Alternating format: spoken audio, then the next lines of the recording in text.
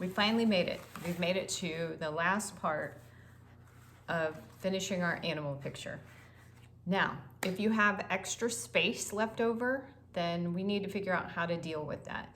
You could do a few different things. You could add an extra animal, like you could make a young one of whatever you made. You could make a series of them. And remember, this is still somewhat abstract. Like the prehistoric artists, sometimes they would just overlap things. They didn't necessarily have a background to it or set them on a surface. Or we could set them on a surface. We could make them look like they're on a little bit of the ground without making very much of it. So let me share a couple of ways, like student examples, things that people have done, may help you kind of gather some ideas of your own.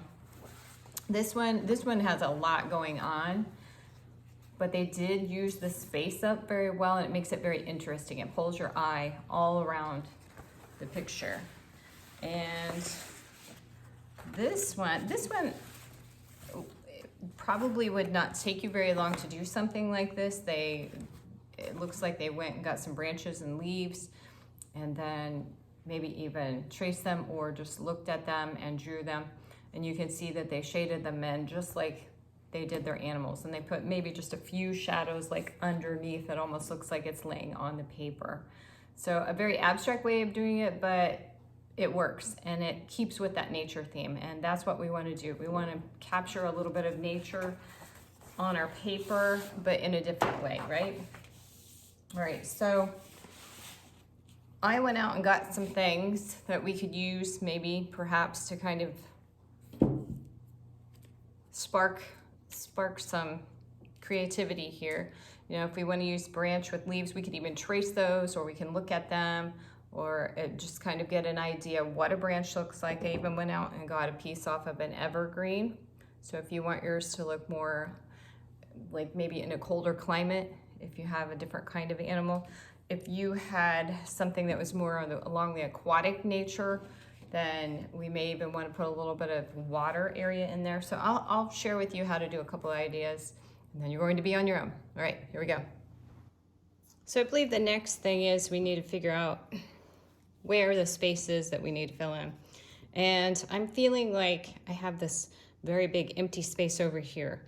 Get the picture away from you, put it up far away so that you can see those areas very easily. And I feel like I want something to kind of like wrap around, like maybe come down here and then go back up and around here.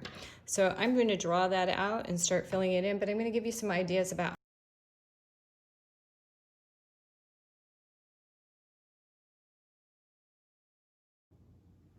All right, we have some leaves and stuff drawn out. I even put just a little bit of ground. If you like that feeling like your animal is setting on something, I'm going to let you choose that. And you can see that I kind of traced around a little bit of it, and then I also used it as a reference. Now here's something that I want to share with you that I've kind of started on working on.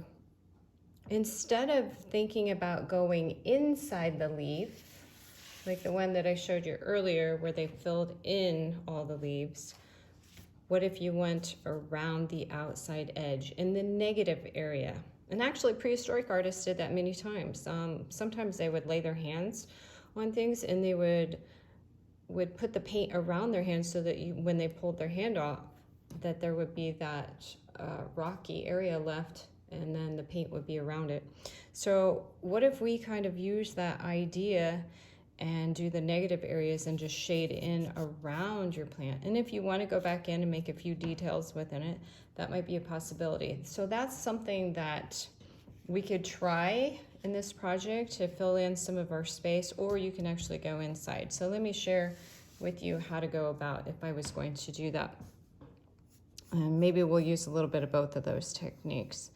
So I'm coming in here with my charcoal pencil, and then instead of coloring or shading inside of it, I'm going to go along the outside edge and pull that. And I'm making it a little bit darker up against that leaf. And then pulling it out. Now once you get out far enough, if you wanted to use that compressed charcoal that square piece of charcoal, and I could pull that. I don't have as much control over it, but I don't need as much control because I'm way out here, right?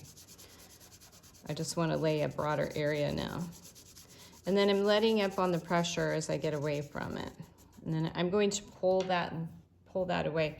Now you can, I have a tool, it's called a paper stump. You can use a Q-tip as well, or even if you wanted to roll up a piece of paper really tight into kind of that cone shape, you can twist it.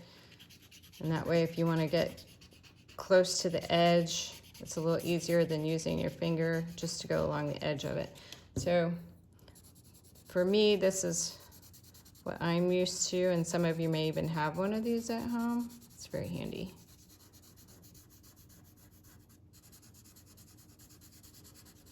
And I don't want a heavy outline around that. I just want to pull that to make it kind of soft. So now I'm actually going to take my Q-tip.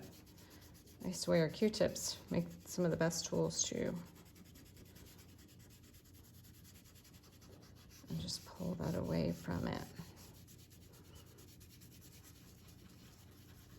I'm going in a little bit of circles to get rid of the directional lines that I have. Sometimes you may want directional lines, especially if you kind of went out and away, like maybe you want to pull the lines going out and away from it. That might look kind of neat.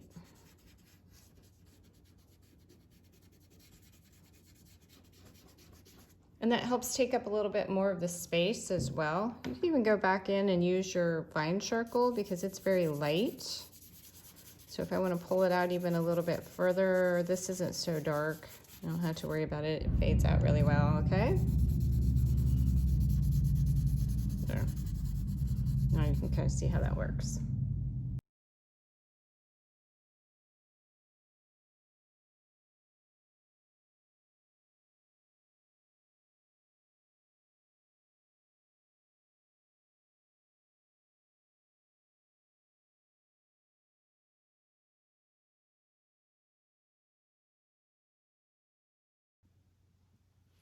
So at this point, I'm fairly finished with this, and I think I need to step back and look at it a little bit and see if any place feels a little unbalanced. And maybe even I can just take some charcoal and kind of work it in. So I have a place over here that's kind of bothering me. And actually I'm going to take it a little bit of a direction so it feels like it's curving back off the page. I'm kind of look at how something feels too, or what it reminds you of. Now you can use your hands if you want to smear some of this in, but remember, make sure that your hands are clean. Like wash them with soap and water because you don't want any like greasy marks or something that was food related from it. So I like that. That helps a little bit, and I could even maybe put a little bit of darker in there just to pull your eye down. And that's the key. You have to look at it and figure out where your eye goes. You want it to go around your whole page. You want different parts to be interesting and not just focus on one thing. But we don't want to take away from the importance of this either. So I'm kind of balancing that idea out. And the last thing is that I'm going to go back along here. If some of you feel like you need to have your animal grounded or whatever, you can always put an indication of what's there. Maybe it's a few sprigs of grass, or we don't want like perfect little lines. We want to pull those out, but we can add a little bit. So